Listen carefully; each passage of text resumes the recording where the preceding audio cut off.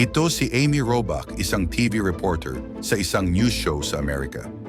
Isang araw siya ay sinabihan ng kanyang producer na magpa-x-ray ng kanyang boobs sa harap ng camera sa live TV.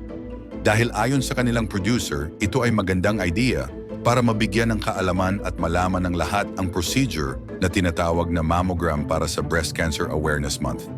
Kahit alam niya na ang mammogram ay napaka-importanting procedure para malaman kung may breast cancer ba ang isang babae, ay hindi pa rin pumayag ang TV reporter na magpa-mammogram sa live TV dahil siya ay natatakot at ayon sa kanya hindi niya daw ito kailangan.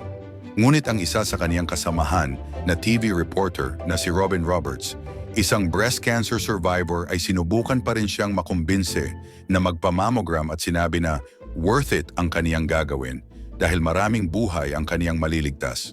At pumayag na nga si Amy na magpa-mammogram.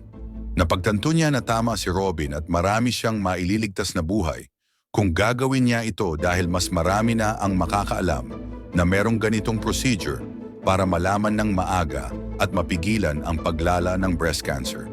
Ngunit nung siya ay tapos ng sumalang sa procedure ng mammogram sa live TV, si Amy ay hindi makapaniwala sa mga sumunod na pangyayari dahil ayon sa resulta ng procedure ay meron siyang breast cancer. At sabi ng doktor na napakaswerte niya dahil pumayag siya na magpa-mammogram sa live TV.